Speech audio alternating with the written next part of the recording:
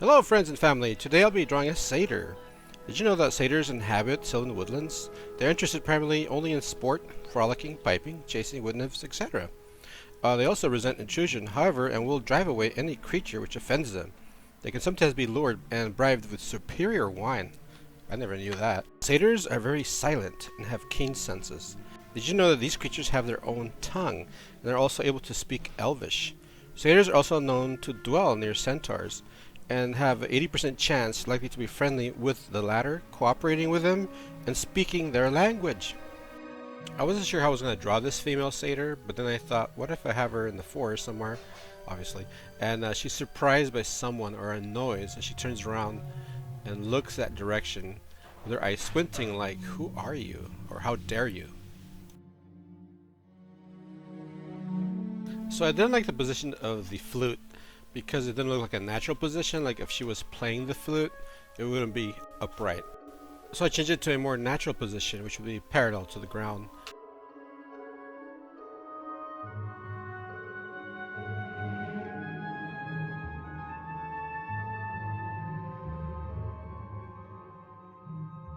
Everything was going great until all of a sudden this happened.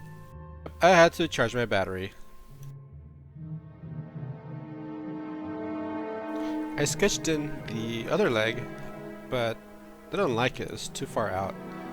It almost seemed like she was running, but I have to get the right position because she's actually standing playing the flute.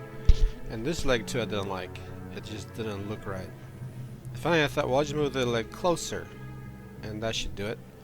And it was almost there, but the bottom part of the foot wasn't right, so I had to stick it out, move it out like that. Then it looked more of a natural position.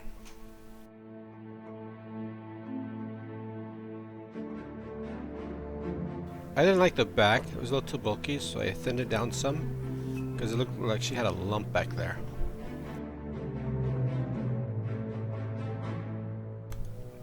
At this point in the drawing, I've knocked in pretty much every part of her body except for her head and her face, which I usually leave those for last if I'm not sure what I'm going to do.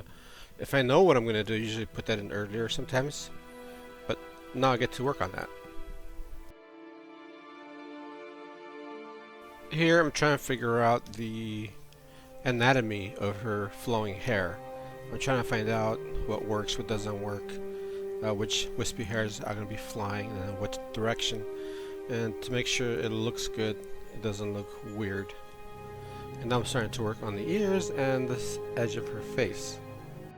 I've seen so many satyrs with all kinds of curly looking horns, and I just don't want to go. I wanted to go away from that and just make them simple.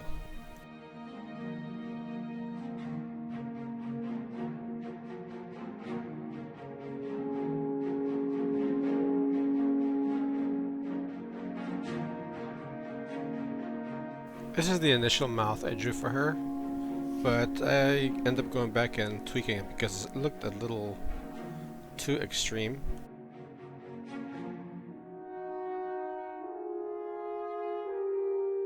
Now I get to work on the flute holder and also the belt that she has on her waist. I wanted to make it sort of stylish. The twigs I put on the flute didn't work because it wouldn't even fit in the holder, so I had to take it out. And now it's time to make her hairy! Yay!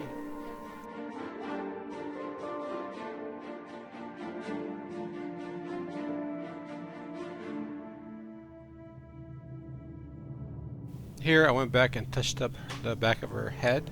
It needed more form. It looked a little flat, almost like she was missing some skull.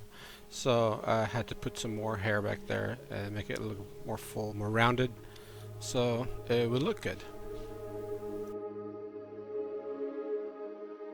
Here I was playing with an idea that I had. I wanted to see if showing part of her face between her hair would work, but in the end it didn't. So I filled it in with hair again.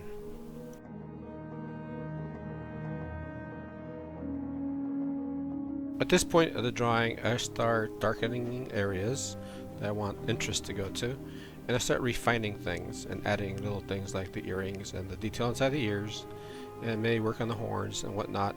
So I start the process of rendering at this point.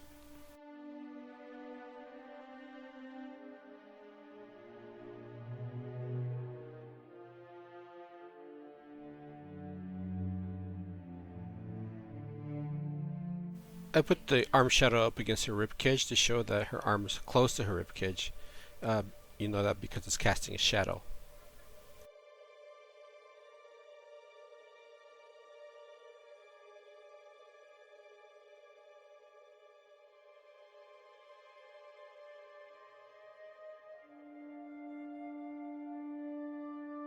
To add the glow to the bracers, I simply just erased the pencil marks. Rendering the belt and the jewels and the instrument holder was a lot of fun. Doing this sort of so I zoomed in so you could see the little details that go into making this drawing.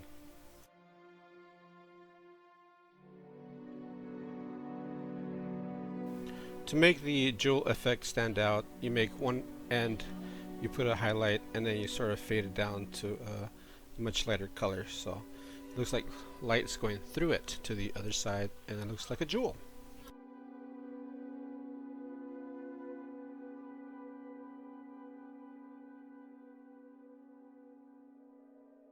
I put an effective shadow there from the instrument holder up against her leg to show that it's touching.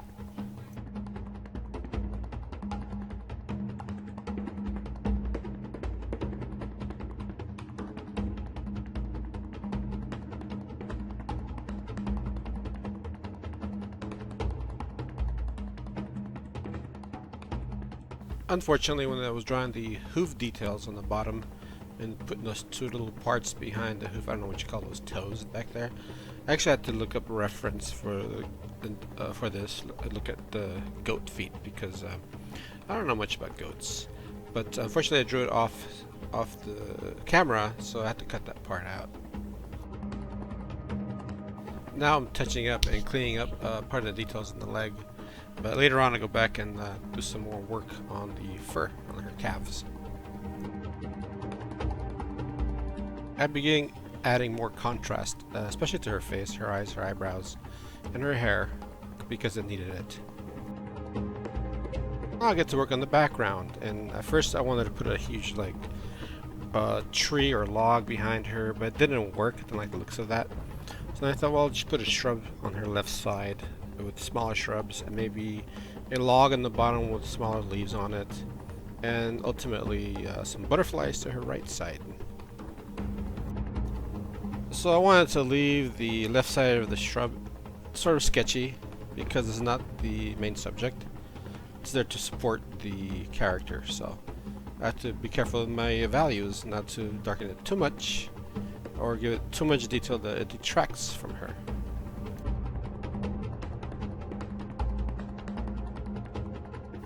I refined the leaves by adding some linear work there because it needs it. And then I try one sample of shading in the leaves, which I didn't like, so I went back with something where I initially thought I wanted, and I went back to it. And I made the leaves heart-shaped because I went with the female satyr, because I love the way she came out. She's cute. Now I'm working up some values, making them darker because it needs it, and I'm doing the details on her fur and her calves.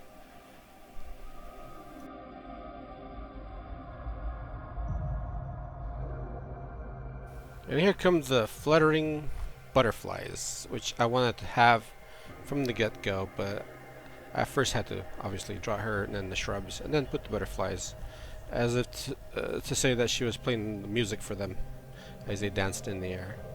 And here I'm finishing the whole piece. I hope you guys enjoy this. I'll see you guys next time.